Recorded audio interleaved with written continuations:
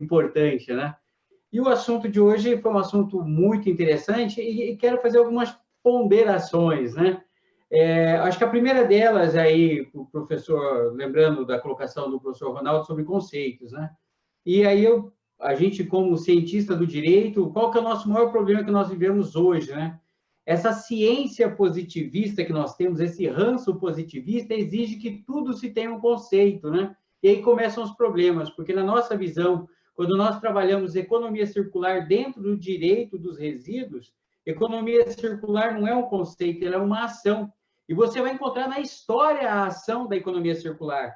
Não agora, né? O primeiro grande marco teórico que eu considero vem lá com um relatório específico para a Comissão Europeia de Energia, lá com o Estelle Genevieve, em 76, mas eu diria que na história você tem exemplos de ações de economia circular.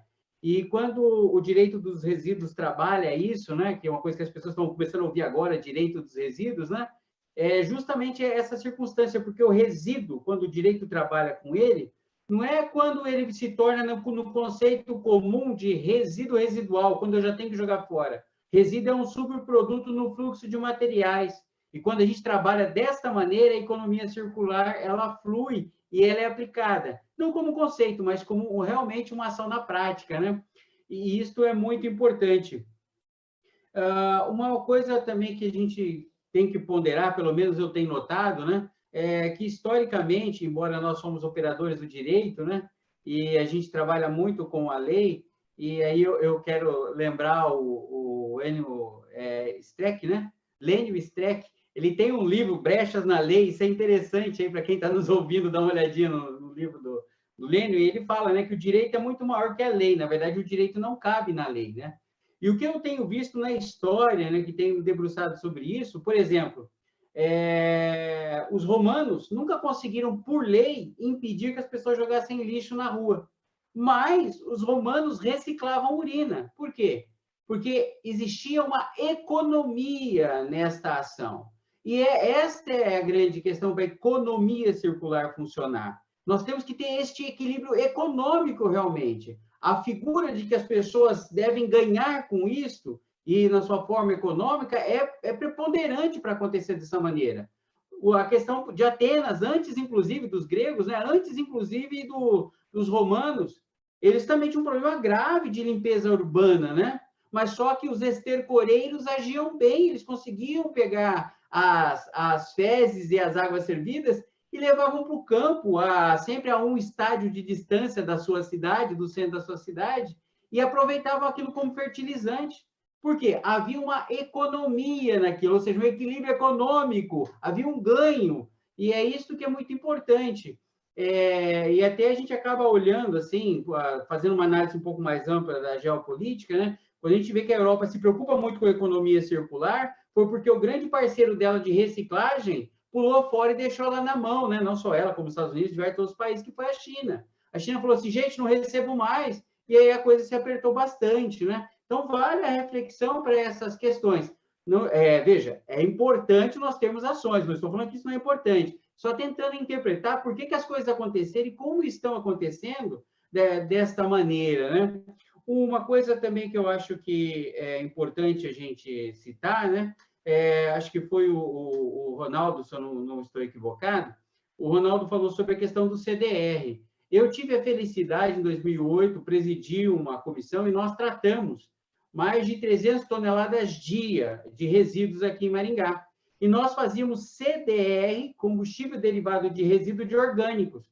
Então, assim, a gente tem uma ideia de que o CDR só pode vir dos inorgânicos, ou do plástico, ou da madeira, isso é um equívoco. Inclusive, quando a legislação trabalha sobre isso, sobre essa questão quando eu acho que ela andou mal, né, a legislação brasileira, e falou assim, ó, tem que compostar para depois o aproveitamento energético, eu quero entender que o legislador falava em compostagem acelerada, prevendo que você poderia ter duas questões para o resíduo orgânico. Ou transformá-lo em fertilizante orgânico, e o mapa permite isso. O problema é que quando você faz fertilizante orgânico, e aí o Ronaldo acho que tratou bem da questão, né? Cada vez que você faz uma batelada é um exame, porque aquilo não é uniforme, mas você também faz combustível derivado de resíduo. Você baixa a umidade daquilo, você trata aquilo, E no caso nós de Maringá, nós tínhamos um PCI, o poder calorífico inferior, de mais de 4.000. Então, assim, extremamente viável, inclusive, como o custo para compostagem acelerada é baixo, porque é injeção de oxigênio, o que acontece? Você reduz o custo na hora de produzir a energia, porque você deixa de injetar combustível para queimar água, porque o grande problema do orgânico é o seu alto teor de umidade, né? Uma coisa também que a gente tem que fazer uma reflexão, né? É a nossa realidade de produção de resíduos, né? Porque, assim, nós estamos agora... a gente fala muito, acho que foi citado, 1 quilo dia, números da ONU. No Brasil, essa realidade não é bem assim, né? E eu sempre tenho muita desconfiança pela forma como são levantados esses números, né? Quando você vai para a prática, você descobre, por exemplo, aqui no Sul, a própria Brelp, no último panorama, chegou a 700 gramas, né? Considerando Paraná, Santa Catarina e Rio Grande do Sul. Mas o Paraná, por exemplo, a média que o nosso antigo Instituto Ambiental do Paraná trabalhava era com 600 gramas, né? E quando nós temos o tratamento aqui em Maringá, a gente descobriu que realmente era bem menos.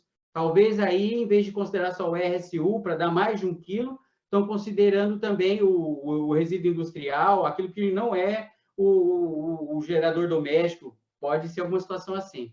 E uma coisa que eu quero aí já finalizando, né, eu acredito que daí eu já coloquei bastante combustível para uma rodada de conversa, né, a questão do plástico biodegradável. Isso é importantíssimo. Eu só tenho uma preocupação, me parece que não é o caso, essa preocupação que eu vou externar não se aplica à exposição do Celso, mas eu acho que vale a pena, as pessoas devem prestar atenção nisso, porque biodegradar não pode ser micronizar plástico. Esse é um grande problema. Nós temos estudos aqui na UEM feitos, inclusive por amigos, que um problema grave do plástico micronizado, porque a sua composição, ela tem um elemento que agora me fugiu, que ele é muito próximo às características do hormônio feminino, e isso pode gerar, ele acumula no organismo, não é eliminado, isso pode gerar distúrbios hormonais nas pessoas. E a gente sabe muito bem que tem um problema grave com o tratamento de esgoto sanitário. No Brasil, a gente tem um sistema rústico, a gente está com problema de tratar esgoto e a gente ainda nem começou a discutir qualidade de esgoto tratado, né? E isso é muito preocupante. Mas tudo vem dentro desse pacote economia circular, né? E isso eu volto a falar, quero dar um exemplo do Brasil, né? Quando a gente fala, por exemplo, está dentro do conceito de economia circular, a questão da compostagem, o município de São Paulo, em 1924, tinha usinas imotérmicas. Essas usinas imotérmicas, elas faziam compostagem acelerada. E eu me lembro que eu li um relatório da Câmara de São Paulo, de 1924, em que o prefeito de São Paulo, que agora não me recordo quem era na época, ele falava que os ganhos do município em vender aquele composto orgânico para os chacareiros da época.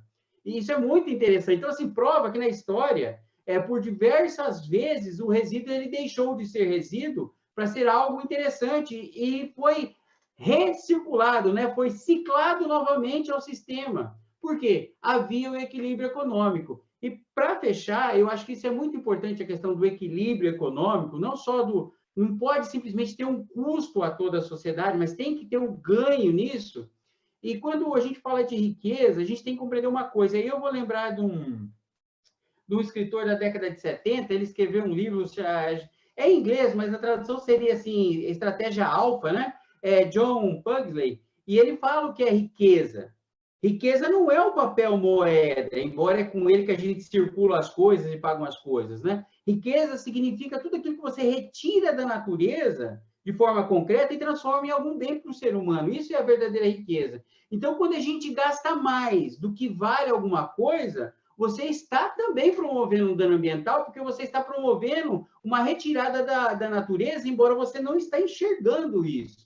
Então, por isso que é importante esse equilíbrio econômico, porque o equilíbrio econômico também significa proteção ambiental. É claro que é um assunto daí extenso, profundo, e temos que fazer diversas análises a respeito disso. Mas, de todo modo, acho que fica que a grande questão nós vamos entrar na economia circular?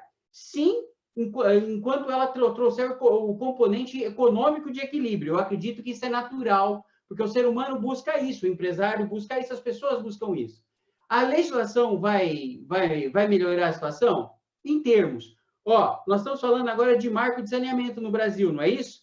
Ó, vai ser muito importante. Pô, eu também acho que vai ser importante. Só que tem um detalhe. É nesse marco, esse atual legislador, ele está querendo mexer na lei de 2010, a Política Nacional de Resíduos Sólidos, dando mais prazo para o mau gestor manter lixão. Então, assim, como é que eu vou confiar numa boa lei se o meu produtor legislativo está